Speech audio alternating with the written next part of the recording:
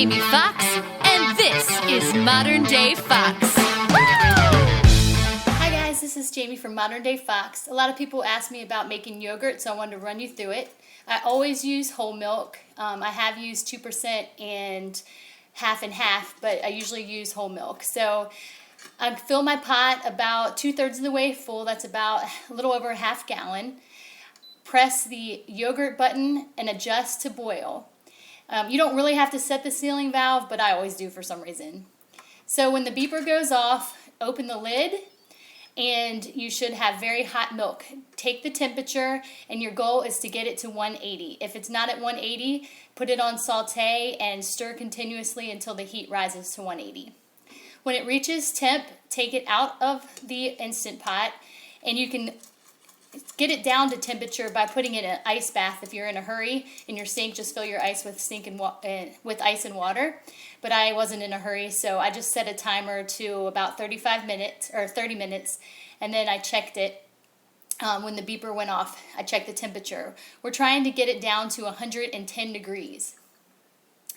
I took the temperature. It wasn't quite 110 degrees yet, but it was cool enough that I could take out some milk with another measuring cup, and I'm going to temper my starter yogurt.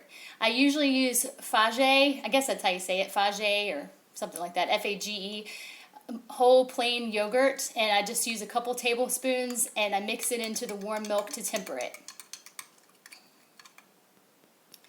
Once it's tempered, I pour it back into my pot with the rest of the milk, give it a stir, and then I set my timer again for about another 15 or so minutes to get it down to 110 degrees. Important that it gets down to 110 degrees, and then you want to keep it there. Timer went off, take the temperature again, and I can see it is at 110 degrees. Now I'm going to take my pot and put it back into the Instant Pot. Put my lid back on, and then I'm going to press the yogurt button again and adjust. And I usually incubate my yogurt for 10 hours. We like a little bit tangier flavor in our yogurt, and the longer you incubate, the tangier flavor is.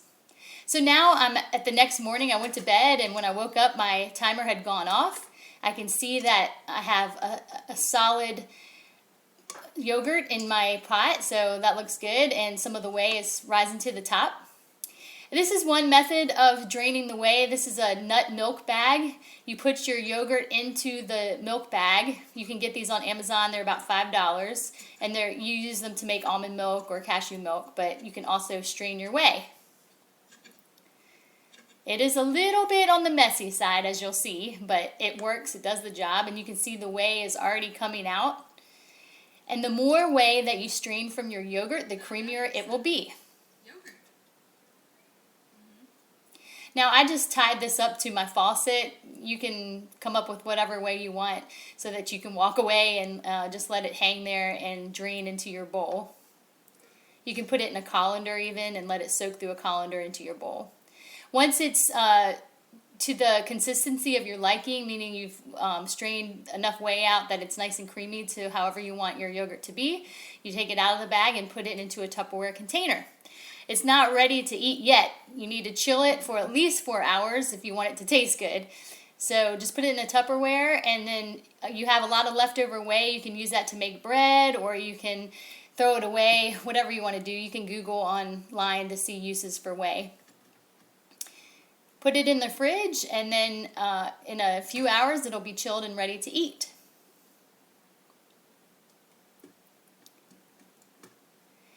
Now, after making this video, I saw how messy it looked for me to use that nut milk bag, and I saw in the Instant Pot community this little device being advertised. This is a Greek yogurt strainer. I ordered this off of Amazon, so I wanted to just show it to you since I was making this video, and I poured a little bit of yogurt in there to show how it works. And you just put it in that inner basket, and it drains right into this plastic pot. It is much less messy, and this is my new method. I'm retiring my nut milk bag and using this instead.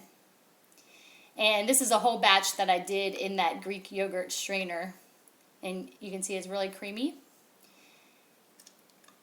And I love to eat this yogurt for breakfast. My husband likes to have it at night for a snack.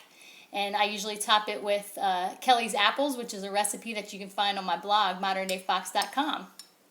I hope this helped you. Happy yogurt making. It's really not hard. Just give it a try. If you have any questions, comment below.